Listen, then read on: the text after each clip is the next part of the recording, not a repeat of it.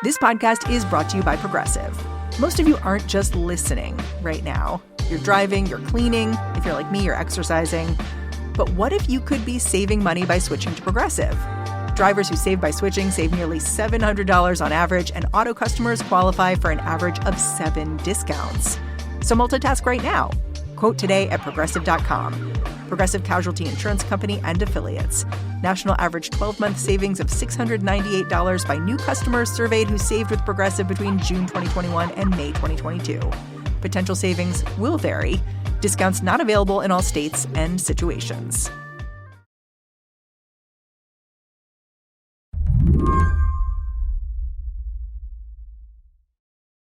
When I asked Dahlia Scheindlin what it felt like to be Israeli right now, she said a couple of things. First, it's hard to sleep. You know, there's so much adrenaline, there's so much action also at night, and then everybody's worked up and tense, and so it's, I sleep, but, not a lot. Dahlia is a political scientist and a columnist at Haaretz in Tel Aviv. She's been going out into the massive protests that have been roiling the country for 12 weeks now.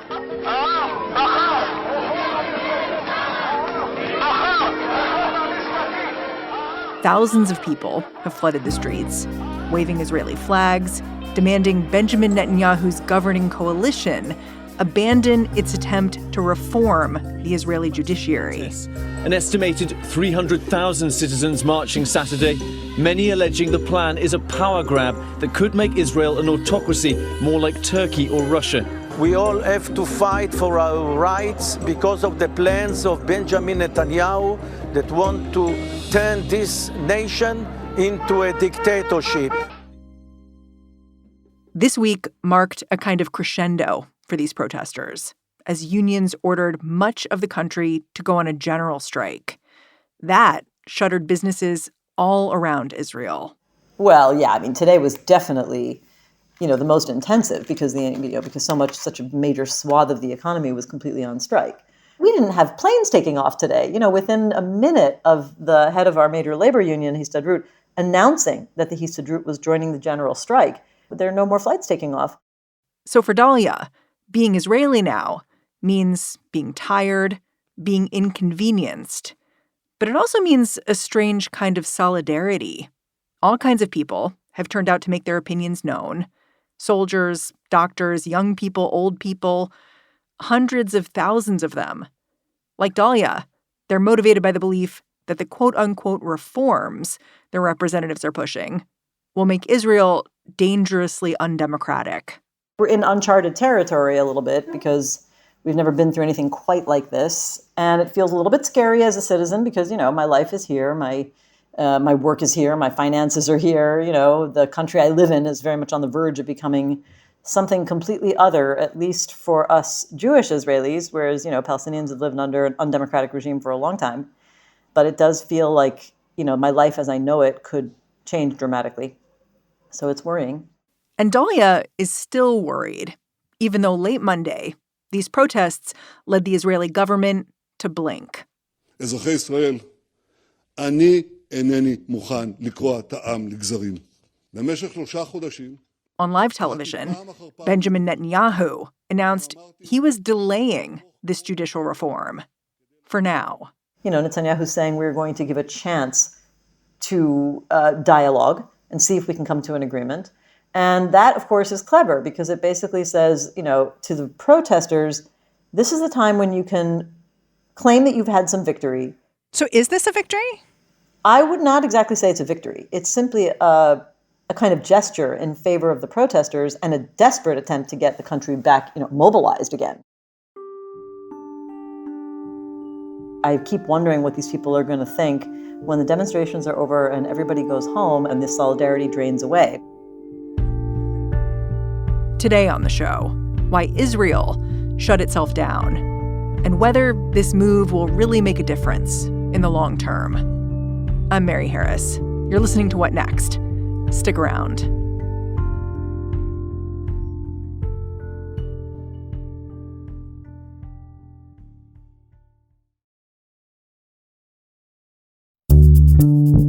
Our nation has a love-hate relationship with argument. A lot of us love to argue, but even more of us hate the result. Our politics seem stuck in the mud, and many of our self-appointed thought leaders are reducing the great debates of our time to shouting matches. And it's not just in politics, it's art, it's culture. Thoughtful discussion is missing almost everywhere in our lives. But you'll find it on Hear Me Out, Slate's new podcast. I'm your host, Celeste Headlee. Each week, we'll bring you an insightful guest with a challenging point of view and engage them in an honest, good faith dialogue without partisan cliches. It's human life. If it's that important to you, you have to put your money where your mouth is. Often the police don't do anything to resolve the questions that you call them for, and yet we are taught that the police are the only people we can call. Everything that Ben Shapiro is going to say is not necessarily good, but the best way to prove that a bad idea is bad is not by refusing to talk about it. We'll talk, we'll listen, and we'll ask the hard questions that bring out the best answers from all sides on issues that matter to the world and to you. That's every Tuesday on Slate's Hear Me Out with me, Celeste Headlee. Starting on March 21st, join us wherever you listen.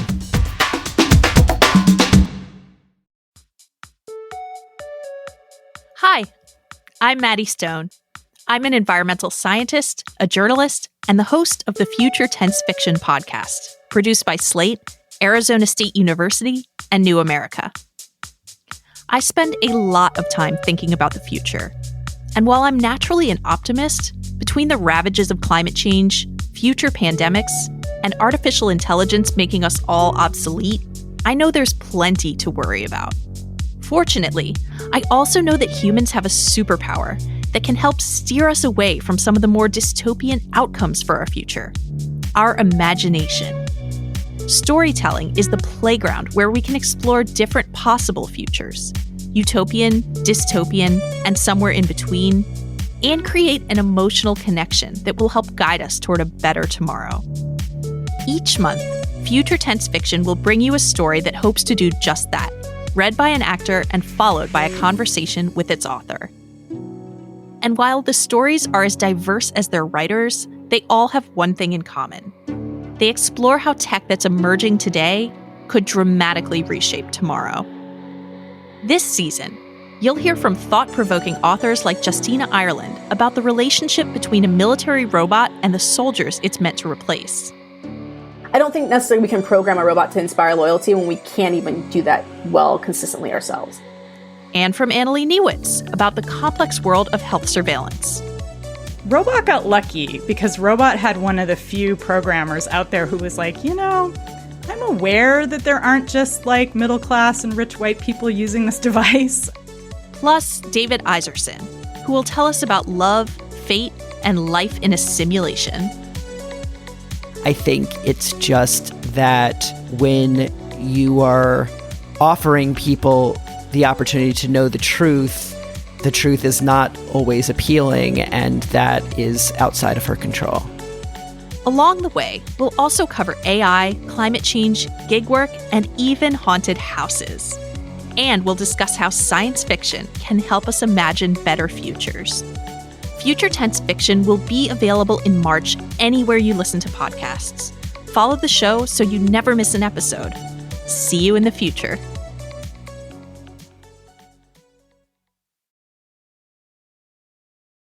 There are 4 big judicial reforms at play here. One would allow the Knesset, Israel's parliament, to override Supreme Court decisions with a simple majority vote. Another would give the ruling coalition the ability to appoint Supreme Court judges. All of these reforms put strict limits on the judiciary at a time when the Prime Minister, Benjamin Netanyahu, is under indictment. But Dahlia says these reforms have been brewing for more than a decade.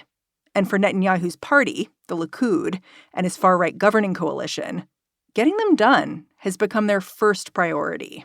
The Likud has been involved in this and enabling it and in some ways nurturing it for at least a decade. And the other parties to the right of Likud have been openly advocating this kind of political takeover of the judiciary and suppression of judicial review and judicial independence for years. They've been planning it.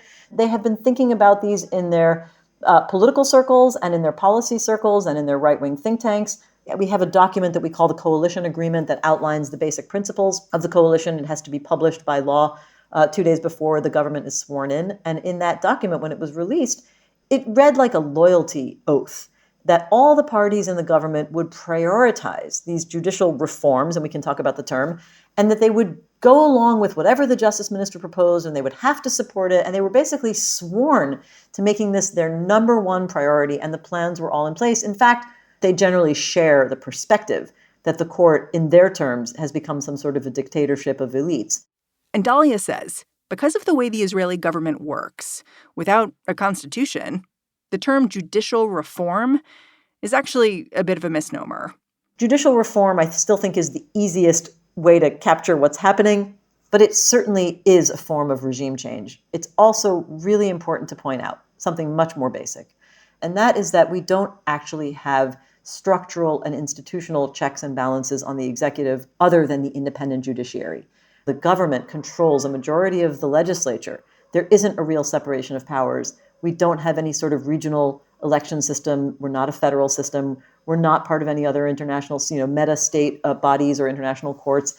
And we don't have a formal written constitution. So there's really no constraints on the executive, and there are no real constraints on legislation as well. Israel, for most of its history until 1992, was legislating with absolutely no boundaries other than the independent judiciary, which very rarely would exercise judicial review of legislation, but was more likely to exercise judicial review of executive action when it violated certain principles, for example, equality or freedom of speech, even though they weren't written in Israeli law.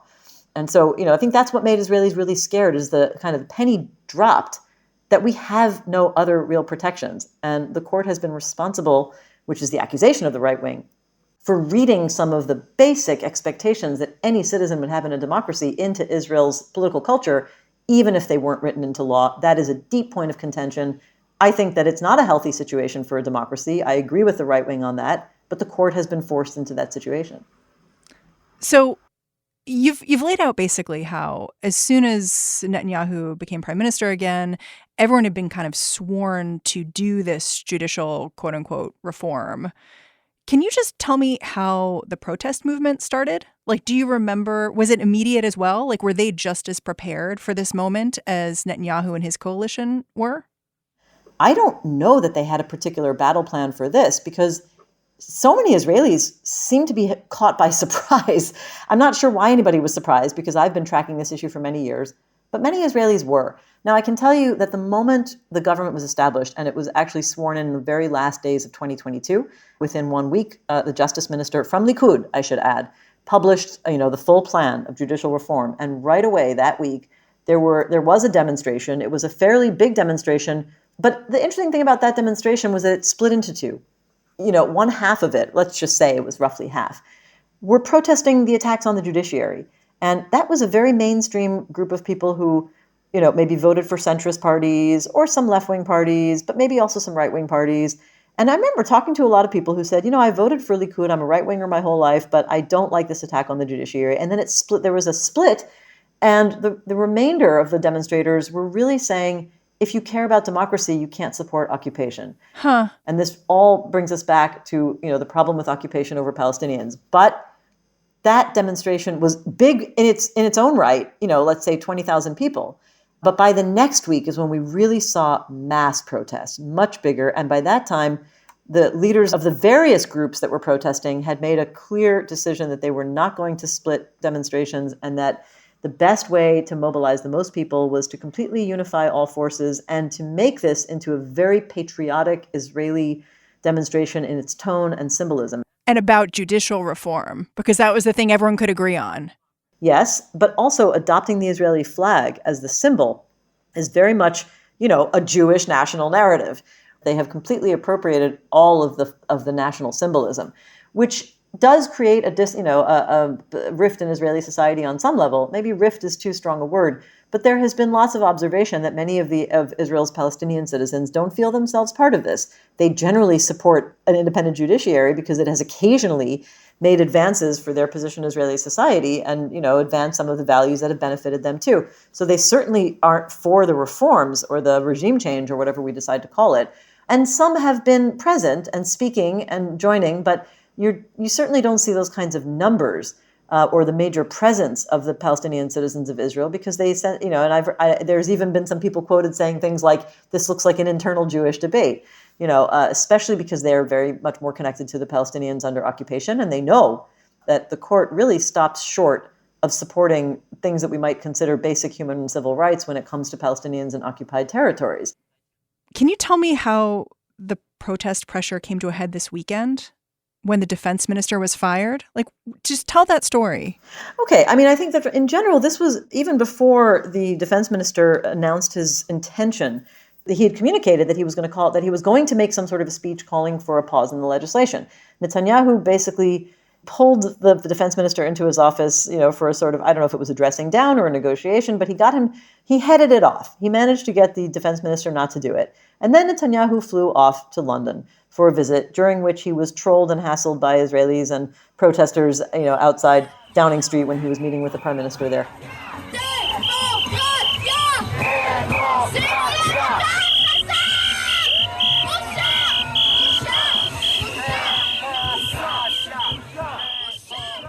It was on Saturday night, while the prime minister was still away, that Gallant, the defense minister, Yoav Gallant, did make his speech and said, the warnings about the weaknesses and damage this is causing to Israel's military preparedness are too severe. We cannot count on our military being sufficiently prepared. השסע הולך ונפער בחברה, חודר אל תוך צה"ל ואל גופי הביטחון. זו סכנה ברורה, מיידית ומוחשית לביטחון המדינה. But I think that, that Netanyahu felt like he was disobeying his orders because they had come to some sort of an agreement, that he was sidelining him by doing it while Netanyahu was abroad, and that he was doing it without Netanyahu's control or even knowledge that he was going to do it.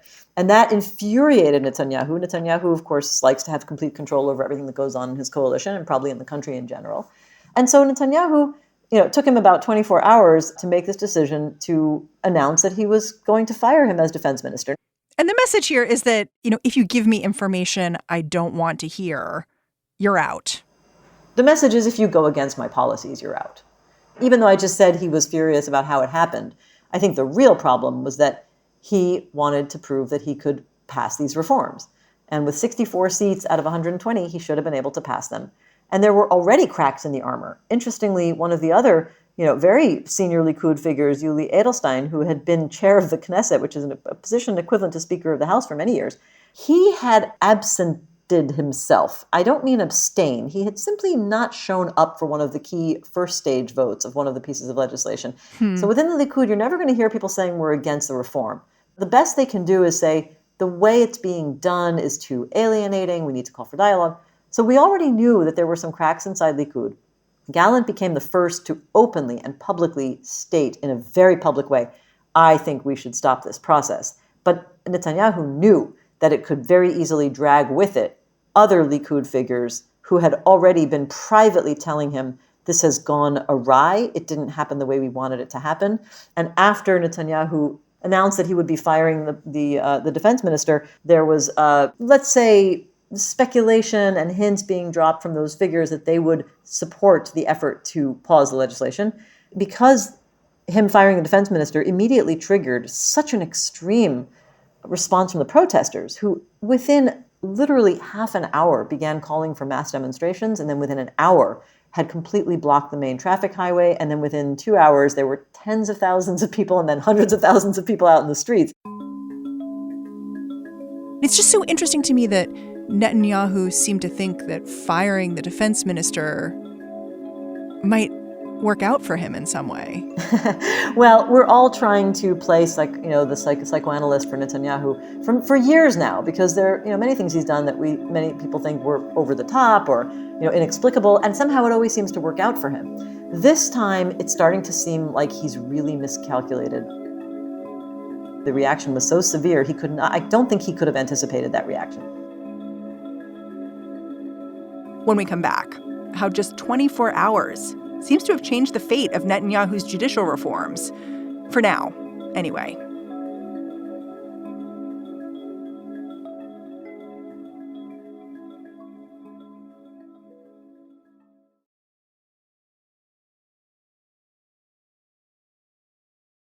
On Monday morning, the crisis in Israel seemed to deepen. A general strike was called. And it was interesting to me because, from the beginning, Israel's business community has been opposed to these judicial reforms. So it seemed to be this moment where, in addition to protesters in the street, we had people who were sort of pillars of the community in a different way saying, no, we won't accept what's happening. Was that surprising to you? It was surprising to me. I did expect mass demonstrations. And I have to say that because I've been tracking this issue for a very long time, I wasn't surprised that there were lots of people on the street expressing their opposition to the reform. I was surprised at how big, the breadth, the endurance, but I don't think I expected so many different professional, social, and civic communities over the course of these last 12 weeks to become so active and mobilized, each rather independently. So the fact that we have had a big presence for the medical community in the demonstrations the entire time, almost from the beginning, is something I did not anticipate. And I think that I have to admit, the mea culpa, I sort of missed the business angle until the business community began very quickly saying this is going to completely destroy Israel's finances. And the Bank of Israel began giving its very doomsday projections, and, credit rating agencies began with their warnings. And Israel's economy is very dependent on its global trade. I mean, Israel's, economy is driven largely by its high-tech sector. But again, those are all communities that expressed opposition. What really was a game changer was when different communities began taking action that disrupted the normal functioning of society. And the demonstrators, too, closing roads, blocking traffic on weekdays is an enormous cost to the people who need to go to work, to physically be there, to get their jobs done. Finally, on Monday night, Benjamin Netanyahu released a statement. In it, he announced he was putting the judicial reforms on hold for now. He compared himself to King Solomon, trying and failing to split the baby. I think what he was trying to do, he's trying to do what he usually does, which is put it in sort of grand historic terms and make himself seem like a man of gravitas who really understands when there are big tectonic shifts at play, and that he is the person who can step in and guide the country, navigate these troubled waters. He portrayed it as this difficulty that has befallen the country. That has nothing to do with him, but he's the great man that can fix it. Exactly. And as if it just kind of fell out of the sky and hit Israel like a meteor, as if it wasn't his government, his doing, and his long-term doing as well. And then he said, in this kind of situation, it is my responsibility to give a chance to rapprochement and dialogue, and I have decided to postpone the legislation. Following breaking news overseas at this hour, Israeli Prime Minister Benjamin Netanyahu has announced he will delay his push to overhaul the country's court system until next month. The proposed changes have sparked massive protests. He nearly lost his coalition today.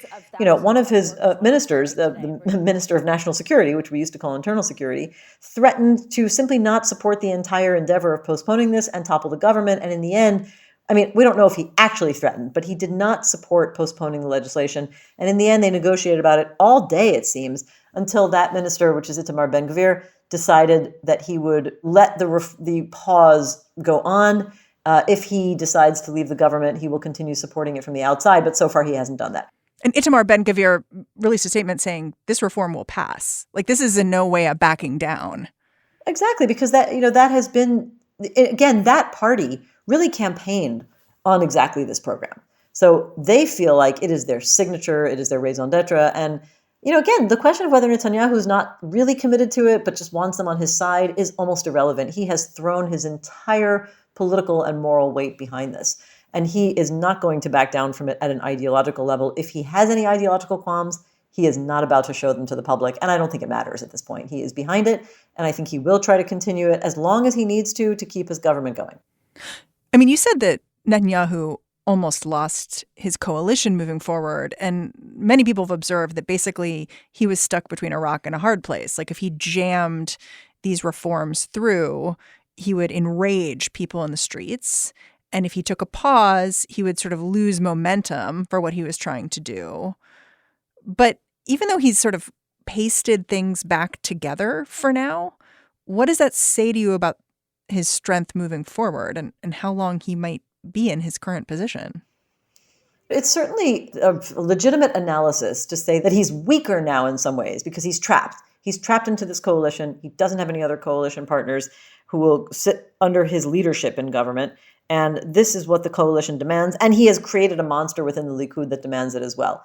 Having said that, Netanyahu, we know, is kind of a magician who pulls tricks out of the hat. He has 9 lives, to mix all of the possible metaphors about a survivor in politics. And it's true that he seems very much like he has his hands tied and he has no choice but to move forward with this. But again, I wouldn't portray him as a victim because he has created the momentum in favor of this kind of, suppression of judicial independence for years. Whether or not he was personally committed to it hardly matters.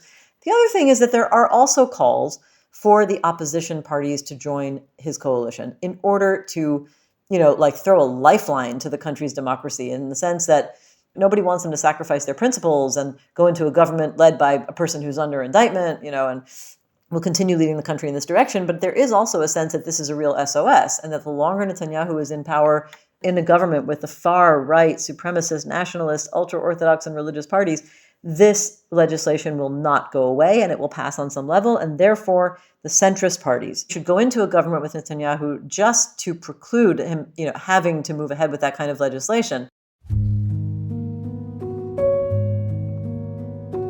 After all of the events of the past week or so, do you feel like democracy is safe in Israel?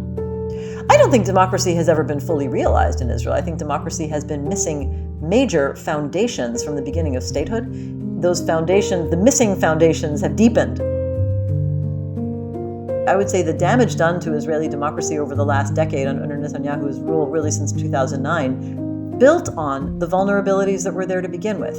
And so I think the problem is not just that there's a threat to Israeli democracy, but that Israeli democracy was always weak, partial, and compromised. The very fact that we don't have equality guaranteed in constitutional level law, equality of all citizens, really it should be a tip-off that something is amiss with Israeli democracy in a very long-term sense.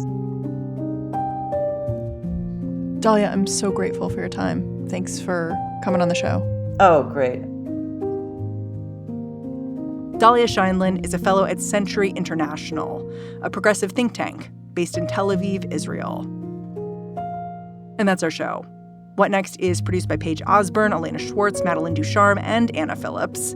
We're getting a ton of support right now from Laura Spencer. We're led by Alicia Montgomery with a little help from Susan Matthews. Ben Richmond is the Senior Director of Podcast Operations here at Slate. And I'm Mary Harris. Go track me down on Twitter, say hello. I'm at Mary's Desk. Thanks for listening. Catch you tomorrow.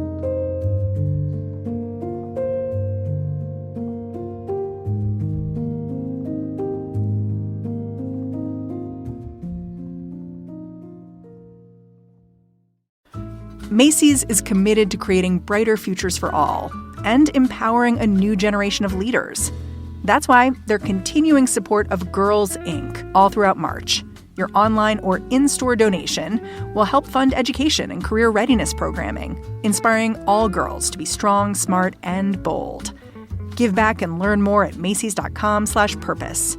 That is Macys.com/purpose.